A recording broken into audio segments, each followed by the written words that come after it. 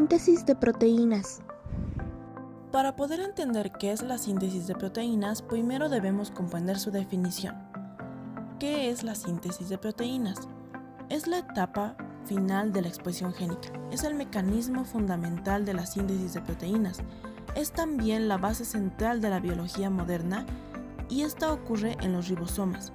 Por lo tanto, cuanta más proteínas se fabrica en una célula, hay más ribosomas, lo cual se convierte en una gran maquinaria de síntesis de proteínas. Ahora, este proceso no sucede de manera sencilla, porque el código genético encriptado en el ADN de la célula no se traduce directamente en proteínas, porque requiere de una molécula de ARN mensajero. Por lo tanto, la síntesis de proteínas implica la interacción entre tres tipos de moléculas de ARN: el molde de ARN mensajero, el ARN de transferencia y el ARN ribosómico, además de varias proteínas.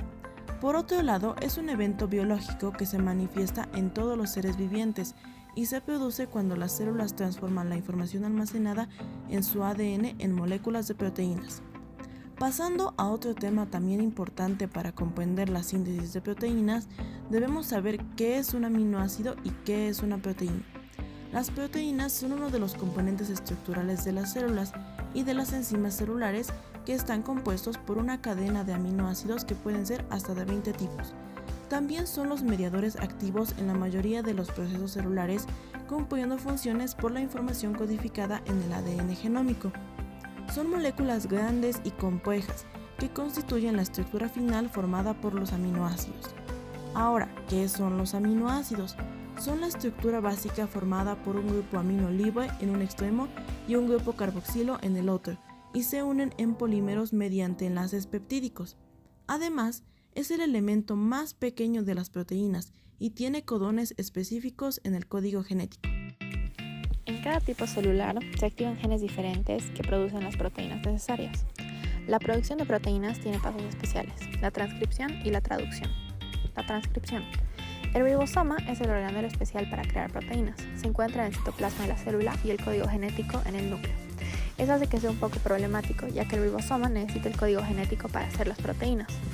La célula encontró una solución. Crea una pequeña copia de gen específico a través del proceso de transcripción.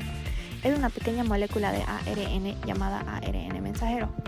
Los ARN consisten en casi el mismo material, pero mientras que el ADN es bicatenario, el ARN está hecho por solo una cadena.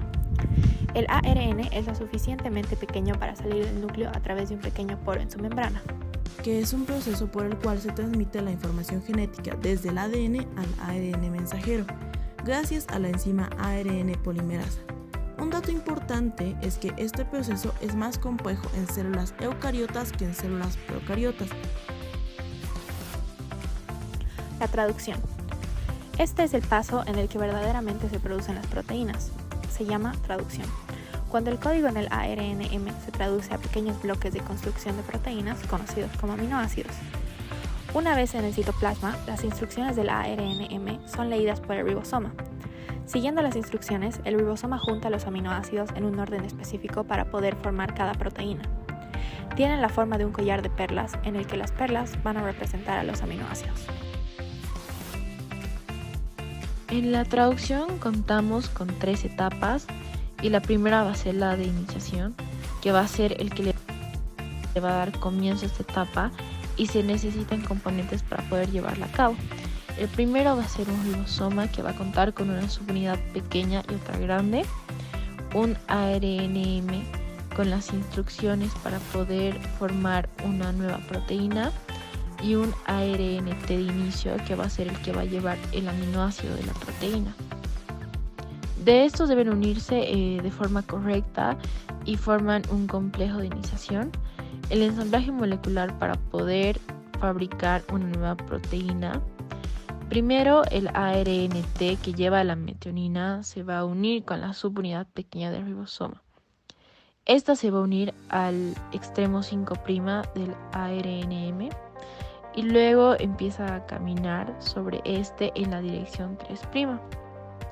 Y este se va a detener cuando lleguen al codón de inicio.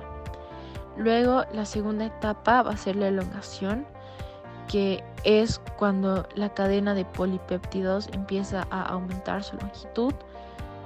El primer ARNT, que va a ser el que lleva la metionina, va a comenzar en el espacio del centro del ribosoma, que va a ser denominado sitio P.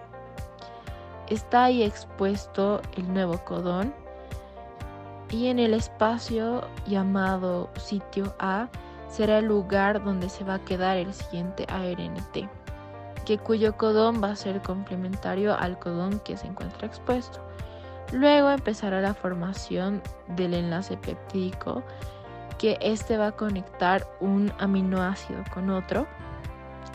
Y por último tenemos la etapa de terminación, que esto sucede cuando un codón termina en el ARNM y este va a entrar en el sitio A.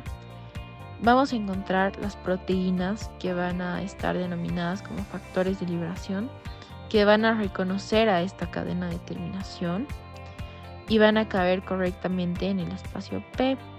Y esos factores de liberación van a interferir con la enzima que forman los enlaces peptídicos. Estos van a agregar una molécula de agua al último aminoácido de la cadena, que este va a separar la cadena del ARNT y la proteína que se forma va a ser liberada. Ahora, por último está el procesamiento de proteínas, que consiste en la formación de estructuras primarias, secundarias, terciarias y cuaternarias. Para finalizar, nombraremos algunas enfermedades asociadas a las alteraciones de la síntesis de proteínas. Entre las más comunes tenemos a la diabetes mellitus, la hipertensión arterial, la coronariopatías, las epilepsias, la esquizofrenia y la enfermedad de Alzheimer.